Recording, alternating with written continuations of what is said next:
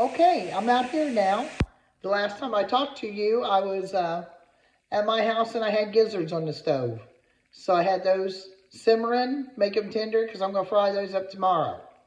So since I got a little bit of time and I'm trying to catch up on some videos, I thought I'd just come out here and make a Texas sheet cake tonight. So I dug through my recipes, and I think I told you all before, this is on the back of an envelope from one of my kids that got me a card one time.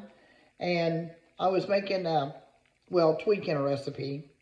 So I had a Texas sheet cake that I was kind of working on my own thing with and writing it down. And then I decided to add something else here. And I dug that out. So we're going to move forward tonight. Start in on a Texas sheet cake for y'all. I'm going to get my stuff together. And I'll kind of walk you through the ingredients I'll tell you now. I told you guys I'm scatterbrained and I forget a lot. So we're going to be using some water, butter, cocoa powder, flour, sugar, baking soda, salt, sour cream, eggs, vanilla. That's what we're doing for the actual cake. And then for the icing, we're going to use butter, milk, cocoa, and of course powdered sugar. But pecans is, I'm going to put those in mine because I like the pecans in it. But you don't have to put pecans in it. You don't have to put any nuts in it if you don't want to. I just like it in mine. So that's the way we're going to fix this one tonight. Okay, so before we get started in on this, I just want to clue you in on something else. It is a Texas sheet cake, and usually you use the, kind of looks like a baking pan. It's what they call the half sheet cake pan. And, well, of course I walked out of the house and forgot it. So I'm going to borrow one of his. It's just a 9x13 cake pan. I don't think it's going to affect the taste of it at all. So we're just going to move forward with it. So to you pros out there that you know that this is what you usually do not use for a Texas sheet cake, we're using it anyways. So here I go again. I'm just going to wing it as we go, and I'm going to, what Kyle always accuses me of, we're going to razzle-dazzle our own thing here tonight. Okay, I'm going to see if I can point this way a little bit towards the pot I got over here. And we're going to start with a cup of water and a cup of butter. So I got my cup of water over there, and I just turned on the stove, and I'm getting out my 2 sticks of butter so I can have my cup of butter, and I'm going to add that in here and let that heat up. Okay, so I measured this out. This is our cocoa powder, and we need about 1/4 of a cup of that we're going to add in with the water and the butter, and let that cook all together. So I'll be right back. Somebody made the comment one time that they call it Texas sheet cake because obviously they're saying that it came from Texas, or that's where it started from. My philosophy on that is it's a cup of butter for the cake, and then for the icing, it's like 1/2 of a cup and then 2 tablespoons of butter just for the icing. So you're talking a little less than 4 cups of real butter in a cake. So I'm thinking they'll probably call it Texas sheet cake because if you eat very much of it, you're going to be about size Texas. Okay, I'm kind of going through this on each thing that I'm doing. I'm not used to doing it on a video like this. I'm used to TikTok. But anyways, I have added 2 cups of sugar in here. And I'm getting ready to add 2 cups of flour to that. Okay, I'm back again. I've added the 2 cups of flour on top of that. And I'm getting ready to add a teaspoon of baking soda. So when we get that in there, I'll be right back. Okay, I'm back. I added my baking soda to it. So now I'm just going to kind of whisk all this together, get it mixed up fairly good. And then when I get this done, it said to add like 1/2 teaspoon of salt. But here's the issue. My butter had salt in it. It was not unsalted butter. So because I didn't use unsalted butter, I'm not going to add butter in with this recipe now, since the, or salt in with the recipe, because it's already got it in the butter, so I think that'll be good enough.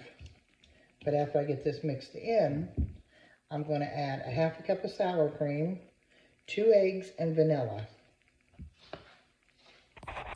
That whisk that I was using before was kind of flimsy, so I switched over to this thicker spatula here to get down into the bottom of it, because this stuff is so heavy between the sugar and the flour, and I want to make sure that's mixed up really good.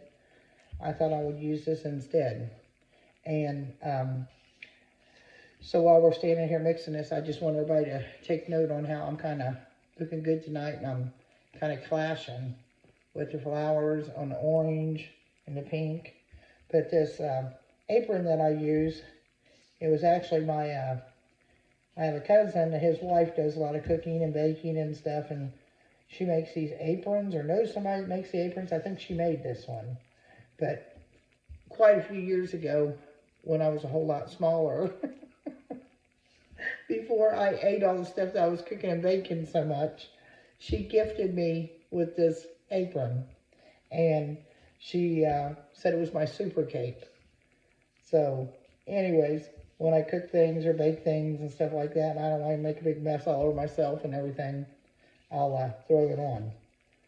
Handy dandy little thing to have there. You don't see too many people, or at least I don't anymore, even on a lot of the shows and stuff, to where they wear any kind of aprons. But when I was growing up, that was a common thing in my house, because my grandmas, both of them, my mom didn't use aprons a whole lot, but my both my grandmas did.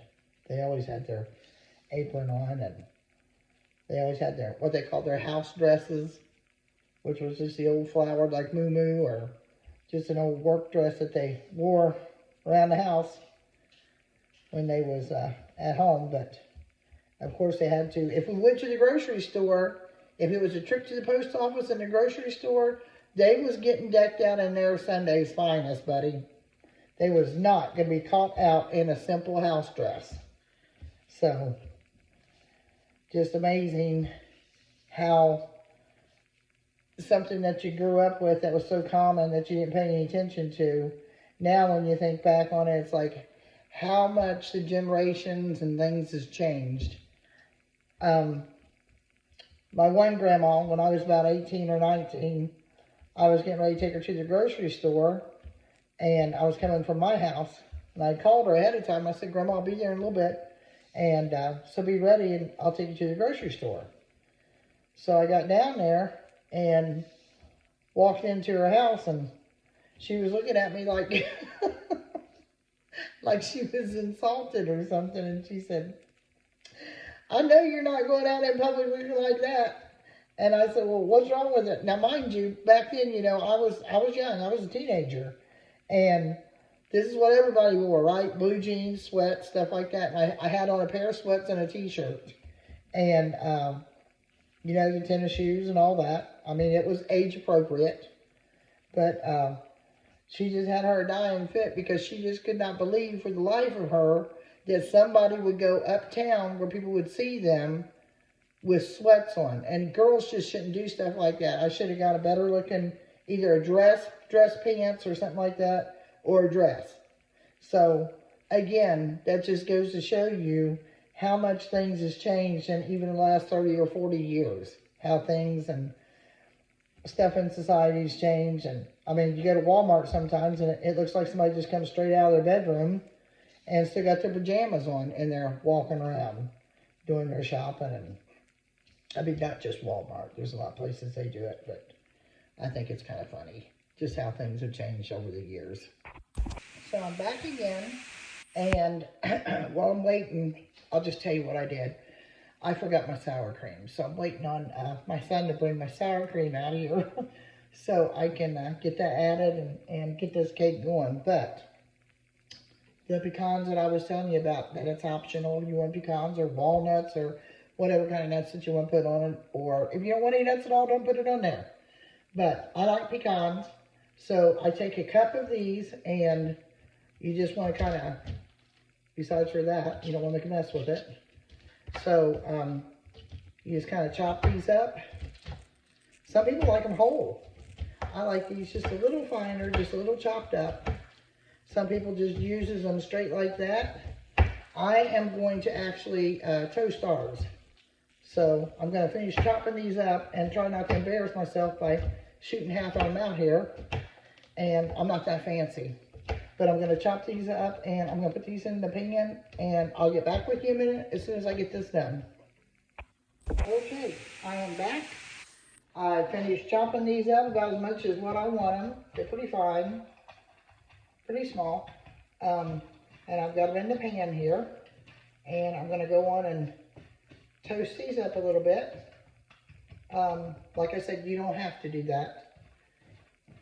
If you ever toast pecans or any kind of nuts or anything for a recipe, you will know that when you do that, it does bring the flavor out a little better, I think. I think that gives it a better flavor because, you know, you get that nut oil and stuff going in there, and it just kind of disperses throughout the chopped up nuts a little better. So I just think that gives it a little better flavor. So I'm going to finish toasting these up. So that way when we're ready to use them for the icing, they'll be ready to go. Okay, I'm back over here again. I'm going to give this a stir. And I've had my eggs sitting out. You want to keep those about room temperature. So I'm going to crack those here in a second. Go on and whisk those up a little bit. So that way when my son gets here with my sour cream I forgot, and he doesn't have any, I can get this recipe rolling. So I'm going to finish toasting these. As a matter of fact, I think I'm going to turn it down real low. I think it's hot enough. I'm just going to shut it off now. I think they're toasted enough. I mean, it's not like there's a time limit on them. Didn't have to really toast them at all. Remember, we just talked about that. But we're going to go on and get 2 large eggs. This goes in the recipe as well, in the cake recipe. Crack those. Get rid of the shells here.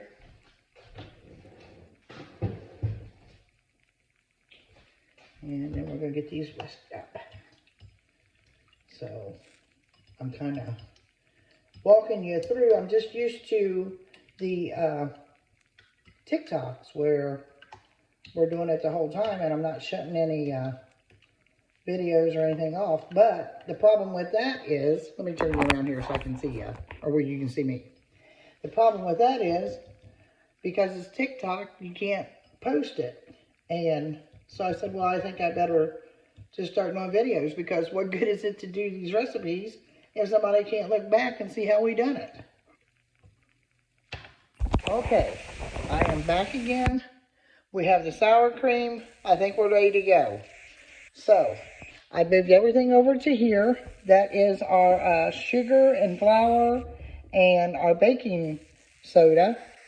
I've got my liquid stuff here, which is water and butter. And I'm going to add my butter in here. My eggs. I beat those up a little while ago, and I got my sour cream. So we're going to add that in. And did I tell you, I think you can see that though, we have the cocoa powder in there. Can you see that? So we've got that good and hot. So I'm going to go on and start this stuff in the mixer. And then I'll get back with you as soon as I finish emptying it in there. We'll turn it back on and show you where we're at. Now we've added our eggs, sour cream, and a teaspoon of vanilla. So see how thick that is? I'm going to let that mix up pretty good. And then I'm going to go on and start adding the cocoa, butter, and water in with this. So I'm going to shut this off. And we're going to add that in with the cake batter. Okay, so it is my philosophy, you're not a good cook unless you make a mess while you do it. So as you can see here, made a little bit of a mess. And so if you're making this, add that slow and make sure that your mixer is on real low speed, because that's hot and it will burn you. Baker service announcement. Okay, so here's where we are. We have this all mixed up here. And like I said, I didn't have the half sheet pan. This is just a 9 by 13 metal pan. But I think it'll be okay. Worst case scenario, it'll probably be a little thicker than a Texas sheet cake normally is. But we're still going to make it work. So we're going to get this poured in here. Get this thing in the oven. And then we're going to start in on the frosting for it. Okay, so we are back again. I'm just going to dig it right out this way. 1/4 cup again of cocoa. I've already put in 2 tablespoons of the butter. And then I'm going to add the stick here, which is a 1/2 cup. So we're going to take this butter here, add it into here. So we've got the butter, cocoa, and then I believe it's like a 1/2 cup of milk or 1/4 cup of milk or something I use. Yeah, okay, so it's like, 1/2 cup of milk, 1/4 cup of cocoa, and the 1/2 cup plus 2 tablespoons of butter. And we're going to heat that up while this cake is in here baking. We're going to let this cake bake. Normally on a thinner pan, it would probably be about 15 minutes, I think. We're going to keep an eye on this. It's a little thicker pan, and because of that, we're probably going to have to let it bake just a little bit longer.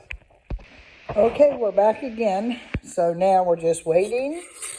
I've got the cake in there, and it's baking. This is what our sugar and cocoa and, I'm sorry, no, there's not sugar in it yet. This is just cocoa and butter and milk. That's what we've got cooking in here so far. And here is the sugar.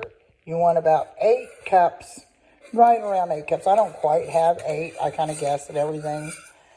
But when the cake's done, we're going to add that in there. And this is our toasted pecans that we toasted in there. We're going to mix all that together, put it on the cake, and it's going to be done.